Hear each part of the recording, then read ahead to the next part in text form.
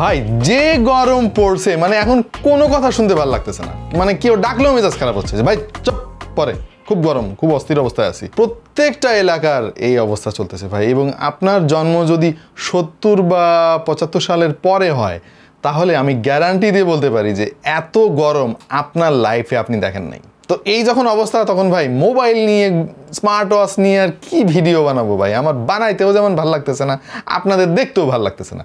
এই জন্য এই সময়ে ঠান্ডা হওয়া রিলেটেড কোনো একটা ভিডিও দরকার। যেমন অনেকে এসি কিনতেছেন, আমরাও কিন্তু ভালোই মেসেজ পাচ্ছি, আমার অনেক আত্মীয় স্বজন বন্ধু বান্ধব মেসেজ দিচ্ছে দোস্ত কোনটা কিনবো এসি, এরকম একটা অবস্থা চলতেছে। এবং এসির মার্কেটে কিন্তু সেই লেভেলের লাফালাফি দৌড়াদৌড়ি শুরু হয়ে গেছে, সবাই মানে বাচুক আর মরুক এসি কিনতেছে। হ্যাঁ, এসি জিনিসটা কিন্তু ধীরে ধীরে আমাদের নিত্য নৈমিত্তিক জিনিসে পরিণত হতে যাচ্ছে। যেমন একটা সময় ছিল বাংলাদেশে রেফ্রিজারেটর বড় লোকরা ব্যবহার করতো, ধীরে ধীরে ধীরে ধীরে ফ্রিজ কিন্তু আমাদের সংসারের একটা অংশ হয়ে গিয়েছে। এখন মোটামুটি সবার বাসায় কিন্তু রেফ্রিজারেটর আছে। তো ভাবলাম যে এসি যেহেতু অনেকে কিনতেছে, এই প্রয়োজনের তাগিদেই কিনতেছে, মানে বিলাসিতা না ভাই, অনেকে ধার করে হলেও এসি কিনতেছে, বাঁচা যাচ্ছে না ভাই, কি করবে মানুষ কন। ভাবলাম যে একটা ভিডিও বানাই, তাহলে সবার উপকারে আসবে। কারণ আমি অনেকদিন ধরেই এসি ব্যবহার করতেছি, আমার যে অভিজ্ঞতা এবং আনুষঙ্গিক অন্যান্য রিসার্চের যে ফলাফল সেইগুলো দিয়ে একটা ভিডিও আপনারা দেখতে চলেছেন। এখন কিভাবে এসি কিনবেন সেটা আমি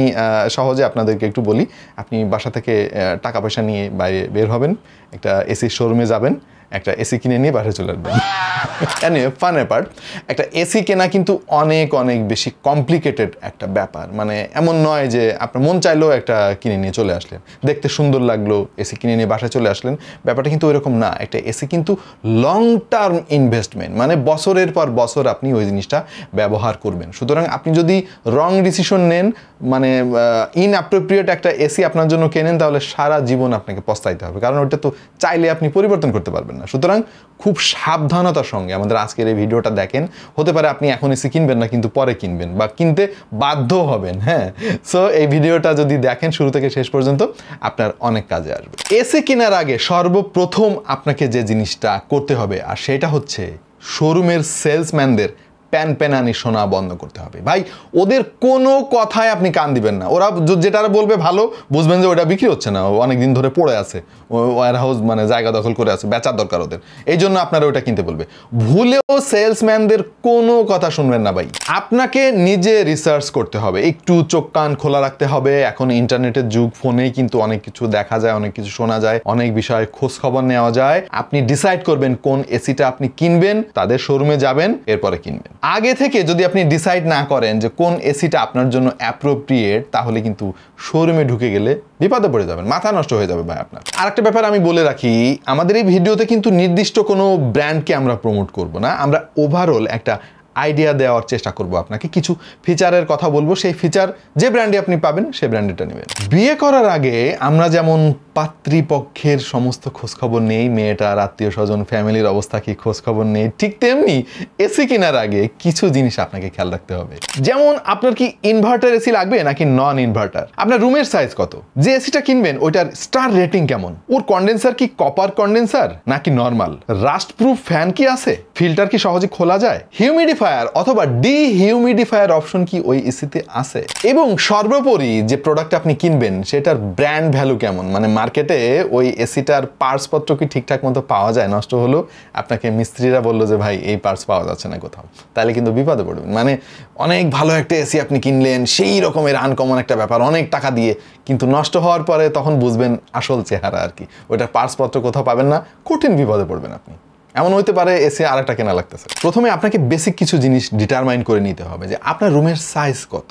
এই সাইজটা কিন্তু খুবই ইম্পর্ট্যান্ট, কারণ আপনি যদি মানে রুমের সাইজ অনুযায়ী পয়সা বাঁচানোর জন্য কম ক্ষমতা সম্পন্ন এসি কেনেন, তাহলে ভাই সারাটা জীবন আপনার বউর গালি শুনতে শুনতে যাবে, কারণ রুম ঠান্ডা হবে না এবং বিদ্যুৎ বিলও বেশি হবে। কারণ যেহেতু আপনি কম ক্যাপাসিটির এসি নিছেন, সুতরাং আপনাকে সবসময় 18 বা 20 দিয়ে রাখতে হবে, বিদ্যুৎ বিল বেশি হবে। শুধু তাই না, আপনার এসিটা দ্রুত নষ্ট হয়ে যাবে, কারণ ওই রুমটাকে ঠান্ডা করার জন্য কম্প্রেসর কিন্তু প্রচুর পরিমাণে তার শক্তি ব্যবহার করবে, অনেক বেশি ঘুরবে, এবং এসির আয়ুষ্কাল কমতে শুরু করবে। সুতরাং পারলে একটু ক্যাপাসিটি বেশি নেন ভাই।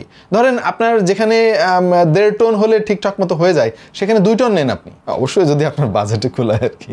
নর্মালি আপনার বাসা যদি 120 থেকে 150 স্কোয়ার ফিট হয়, তাহলে যে ধরনের টেম্পারেচার নর্মালি যে কোনো বাসায় থাকে ওইরকম হলে 1 টন কিন্তু এনাফ।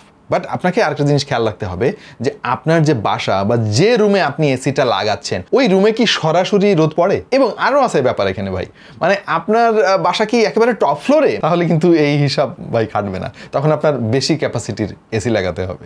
আপনি ইনভার্টার এসি কিনবেন নাকি নন ইনভার্টার এসি কিনবেন, ভাই এই টপিকটা এতই বড় যে এটা দিয়ে আলাদা একটা ভিডিও বানানো যায়। আপনারা যদি চান তাহলে আমার অভিজ্ঞতার আলোকে আমি ইনভার্টার ভার্সেস নন ইনভার্টার নিয়ে একটা ভিডিও বানাতে পারবো আর কি। যদি আপনারা কমেন্ট করেন, জানতে চান, বুঝতে চান, তাহলে আমি এটা নিয়ে ভবিষ্যতে ভিডিও বানাবো। তাহলে সবার আগে চলেন সংক্ষেপে জেনে আসি যে আপনার জন্য ইনভার্টার এসি ভালো হবে নাকি নন ইনভার্টার ভালো হবে, কারণ এইটা নিয়ে কিন্তু প্রচুর কনফিউশন আমাদের মধ্যে আছে, বিশেষ করে যারা এসি সম্পর্কে একটু খোঁজখবর রাখেন। কেউ বলবে যে ইনভার্টার এসি কেনেন, কেউ বলবে যে না রে ভাই ইনভার্টার এসি নিয়ে লাভ নেই, আপনি নন ইনভার্টার কেনেন। কিন্তু আসল কাহিনীটা কোথায় আমি এখন আপনাদেরকে বলবো। আসল কাহিনীটা হচ্ছে আপনার ইউসেজ প্যাটার্ন নিয়ে। দেখেন, আমরা এই মুহূর্তে শুটিং করতেছি একটা স্টুডিওতে, এবং এই স্টুডিওতে আমাদের লং টার্মের জন্য এসি কিন্তু চালাতে হয় না। এখানে আমরা ধরেন সর্বোচ্চ ঘন্টাখানেকের জন্য ফেস ক্যামের জন্য এখানে আমাদের সবাইকে থাকতে হয়। ওই 1 ঘন্টা এসি চলে, এরপরে আমরা বের হয়ে যাই আমাদের অফিস রুমে। অফিস রুমে আমাদের অনেক লম্বা সময় ধরে থাকতে হয়, কারণ একটা ভিডিও এডিট করতে গেলে 6 ঘন্টা 7 ঘন্টা 8 ঘন্টা পর্যন্ত সময় লাগে। তার প্রি প্রোডাকশনের জন্য স্ক্রিপ্ট লিখতে হয়, থাম্বনেইলস বানাতে হয়। ম্যাক্সিমাম সময় আমরা থাকি কিন্তু আমাদের অফিস রুমে। এখন আপনি যেখানে 1 ঘন্টা বা 2 ঘন্টার জন্য এসি লাগাবেন, সেখানে ইনভার্টার এসি লাগায় কোনো লাভ নাই ভাই। আপনার ওই টাকাটা মানে অপচয় হবে, হুদায় ওরে বসায় রাখবেন আপনি। ইনভার্টার এসি মূলত তার যে বৈশিষ্ট্য, এই বৈশিষ্ট্যটা কাজে লাগাবে তখন যখন আপনি লম্বা সময় ধরে এসি ব্যবহার করবেন। যেমন আমাদের অফিসের কথাই ধরেন, ওইখানে প্রত্যেক দিন কম করে হলেও 14 থেকে 16 ঘন্টা এসি চলে ভাই। সো ওইখানে আমার ইনভার্টার এসি লাগানো আছে। তার কারণ হচ্ছে একটা এসি যখন অনেক সময় ধরে চলতে থাকে, একটা সময় কিন্তু রুমের টেম্পারেচার মোটামুটি একটা জায়গায় এসে স্থির হয়ে যায়।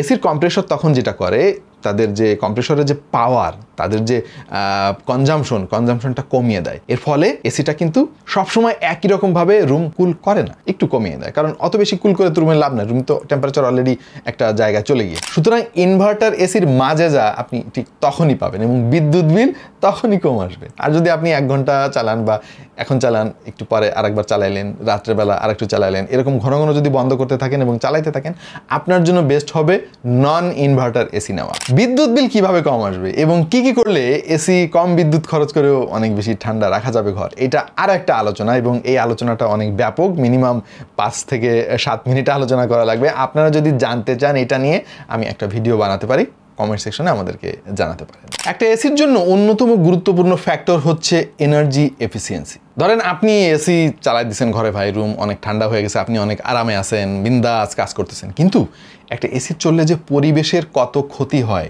এই জিনিসটা কিন্তু আপনি মাথায় নিয়ে এসি চালাচ্ছেন না। ইনফ্যাক্ট আমরা কেউই খুব একটা চালাই না, বাট এটা খুবই ইম্পর্ট্যান্ট। যত বেশি এসির সংখ্যা বাড়তে থাকবে পৃথিবীতে তাপমাত্রা তত বাড়তে থাকবে, মানে এটার তো একটা এনভায়রনমেন্টাল ইম্প্যাক্ট আছে, তাই না? সুতরাং আপনাকে এই এনার্জি এফিসিয়েন্সির ব্যাপারটা মাথায় রাখতে হবে। এই জিনিসটা মাপা হয় হচ্ছে এনার্জি এফিসিয়েন্সি রেশিও বা EER একটা রেটিং দিয়ে, এবং প্রত্যেকটা এসির স্পেসিফিকেশনে গেলেই কিন্তু আপনি ওয়েবসাইটে দেখতে পাবেন যে তার EER রেশিও কত। এই রেশিওটা যত বেশি হবে, মানে এই স্কোরটা যত বেশি হবে, ওই এসিটা তত বেশি এনার্জি এফিসিয়েন্ট। আর একটা জিনিস হচ্ছে স্টার রেটিং। প্রত্যেকটা এসির কিন্তু একটা স্টার রেটিং আছে। আপনি চেষ্টা করবেন মিনিমাম 5 স্টার রেটিংয়ের এসি নেওয়ার জন্য। ইদানিং আমাদের অনেক দেশীয় কোম্পানি দাবি করতেছে তাদের 6 স্টার রেটিং সম্বলিত এসি আছে। এই জিনিসটা আসলে আমি শিওর না জিনিসটা আসলে কি, এটা কিছুটা রবির ওই যে 4.5G'র মতো আর কি। এনিওয়ে 5 স্টার এসি কিন্তু আপনার জন্য আমার মনে হয় ব্যাটে বলে সব কিছু মিলে গেলে বেস্ট একটা অপশন হবে। আপনি যে এসিটা কিনবেন তাতে কি অটো ক্লিনিং ফাংশনালিটি আছে, এটা একটু খোঁজখবর নেবেন, এটা খুবই ইম্পর্টেন্ট। কিছু এসির মধ্যে এরকম আছে যে নির্দিষ্ট এয়ার ব্লো করার ফাংশন থাকে যাতে করে ভেতরে কোনো ধুলা জমলে সেই ধুলাটা সে বাইরে বের করে দিতে পারবে। কিছু কিছু এসিতে কিন্তু বাই ডিফল্ট হিউমিডিফায়ার দেওয়া থাকে, ডিহিউমিডিফায়ার দেওয়া থাকে। সো এই জিনিসটা কি আসলে আপনার লাভ কি এতে? খেয়াল করে দেখবেন যে অনেক সময় ধরে এসি রুমের মধ্যে থাকলে গা চিটমিট করে, চোখ জ্বালা পোড়া করে, রুক্ষ হয়ে যায়, ঘরটা তো শুষ্ক হয়ে যায় তখন। বাট কিছু এসিতে যেটা করে জলীয় বাষ্প বিতরণ করতে থাকে রুমের মধ্যে। হিউমিডিফায়ার হচ্ছে কিছু এসির মধ্যে এমন ব্যবস্থা করা আছে যে রুমটা যাতে শুষ্ক না হয়ে যায়, সুতরাং কিছু জলীয় বাষ্প সে বিতরণ করতে থাকবে আর কি ঠান্ডার সাথে সাথে। ঘরে একটু জলীয় বাষ্প বেশি হয়ে গেল, আপনার রুক্ষ লাগলো না, আপনার ত্বক চিটমিট করলো না, চোখ জ্বালা পোড়া করলো না, এটা স্বাস্থ্যের জন্য ভালো। অনেকেও এসি সহ্য করতে পারেন না এই কারণে যে এসির মধ্যে থাকলে তার অনেক বিচ্ছিরি লাগে আর কি, এরকম একটা ব্যাপার। আবার এটার উল্টাও হতে পারে, ডিহিউমিডিফাইং মানে টেকনোলজির মাধ্যমে ঘরে যদি আর্দ্রতা অনেক বেশি থাকে তাহলে ওই জলীয় বাষ্পটা এসি টেনে নিয়ে বের করে দিতে পারে, রুমটা মোটামুটি শুষ্ক রাখতে পারে। এখন যার যেটা লাগে ভাই। প্রত্যেকটা এসির ফিল্টার নামক একটা জিনিস আছে যেখানে আসলে মূলত ধুলা জমতে থাকে। হ্যাঁ, ওই ফিল্টারটা কিছুদিন পর পর ক্লিন করতে হয়। এখন কিছু এসি আছে ভাই ওই ফিল্টারটা খোলা এতই যন্ত্রণার, ভয় লাগে আর কি, মানে খুবই ঝামেলার। এরকম হলেও এসি নেবেন না ভাই। আমার যে এসি আছে বাসায়, ব্র্যান্ডের নাম বললাম না, ওইটা কিন্তু খুব সহজে খোলা যায় এবং খুব সহজে পরিষ্কার করা যায়। আবার আরেকটা এসি আছে আরেক ব্র্যান্ডের, আমার ওইটা খোলা খুবই যন্ত্রণা। সো আমি এখন এটা বুঝতেছি যে এইটা আসলে খুবই গুরুত্বপূর্ণ। আরেকটা সিলি ব্যাপার, এটা আমি বলে রাখি, এটা হয়তো অতটা গুরুত্বপূর্ণ না কারোর জন্য। রিসেন্টলি আমি এটা নিয়ে একটা শর্ট বানিয়েছি, সেটা হচ্ছে যে এসির তো রিমোট দিয়ে অনেক কিছু কাস্টমাইজ করে নেওয়া যায়। ধরেন ওই যে ভেতরে যে এয়ার ফ্লোটা কোন দিকে যাবে, তারপরে উইন্ডোটা উপরের দিকে থাকবে না নিচের দিকে থাকবে, তারপরে ডিসপ্লেটা জ্বলে থাকবে, তারপরে বিপ আওয়াজ আছে, আরও এরকম অনেক কিছু আছে যেটা ইচ্ছামতো কাস্টমাইজ করা যায়। এখন আমার বাসায় যে এসিগুলো আছে এই এসিগুলোতে সব করা যায়, কিন্তু ইলেকট্রিসিটি চলে গেলে আবার যখন ইলেকট্রিসিটি আসে ওই আগে যা যা আমি করছিলাম কিচ্ছু মনে রাখতে পারে না ভাই। এটা খুবই ঝামেলার একটা ব্যাপার। আপনি খুব ভালোভাবে নিশ্চিত হয়ে নেবেন যে আপনি যা যা করতেছেন ওইটা কারেন্ট চলে গেলেও সে মনে রাখতে পারবে কিনা। আরেকটা ব্যাপার আছে, রিমোটে বাতি থাকাটা খুব ইম্পর্টেন্ট ভাই। বিশেষ করে গভীর রাত্রে আপনি যখন কিছু একটা করতে যাবেন, ভুলভাল চাপলে গেলে তো অনেক কিছু হয়ে যাইতে পারে। কিন্তু রিমোটের ডিসপ্লেতে যদি আলো না থাকে, আপনার তো তখন মোবাইলের টর্চ লাইট জ্বালায় দেখতে হবে যে ভাই মানে কি হইতাছে এখানে।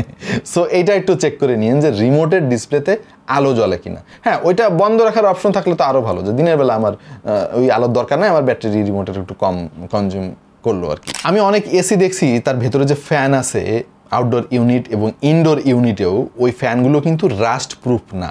এখন এসি তো ভাই পানি নিয়ে কাজ কারবার আর কি। হ্যাঁ, রাস্ট প্রুফ না হলে যেটা হয় ওই ফ্যানে কিন্তু খুব দ্রুত মরিচা ধরে এবং খুব দ্রুত নষ্ট হয়ে যায়।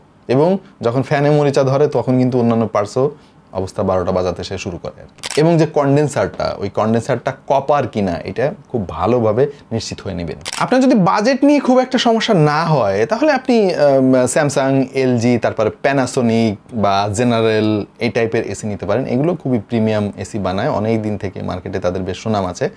মানে যদি এক্স্যাক্টলি ব্র্যান্ডের কথা জিজ্ঞেস করেন ভাই, এটা আপেক্ষিক, এক একটা ব্র্যান্ডের এক এক রকম মডেল আছে, তার এক এক রকম সুবিধা বা অসুবিধা, এটা নিয়ে ভাই নির্দিষ্ট করে বলা খুব মুশকিল। বাট এই ব্র্যান্ডগুলোর নাম আপনি মাথা রাখতে পারেন। কিন্তু পয়সা বাঁচানোর জন্য আপনি সস্তা মানে যে কোনো একটা নিলেন কোনো রকমে, হয়তো কিছুদিন চললো, বাকি জীবন আপনার কানতে কানতে যাবে ভাই, খুবই মুশকিল। আপনার এসি নষ্ট না হলে বুঝবেন না। আমার একটা এসির পিছনে মানে মিস্ত্রির পেছনে যত টাকা আমি দিছি ভাই, কি বলবো ভাই, ওইটা আর বলতে চাই না, খুব একটা ওই মানে কোম্পানি বদনাম করা হবে। বাট আপনাকে যেটা বলতে পারি আমি, অনেস্ট মানে অ্যাডভাইস দিতে পারি যে একটু পয়সা খরচ করেন এসির পেছনে ভাই। আমার ব্যক্তিগত অভিজ্ঞতা থেকে বলতেছি যে ওই যে দেশীয় অনেক কোম্পানি আছে আপনাকে অনেক সস্তায় অনেক ফিচার দিবে ভাই, এই সমস্ত এসি না নেওয়াই ভালো। এটা শুধু আমার অভিজ্ঞতা না, আমার মতো এরকম হাজার হাজার মানুষ আছে যারা দেশপ্রেমের মানে ওই ভুগিযুগি কথাবার্তা শুনে দেশীয় জিনিস কিনে কিন্তু প্রচুর ধরা খাচ্ছে আর কি।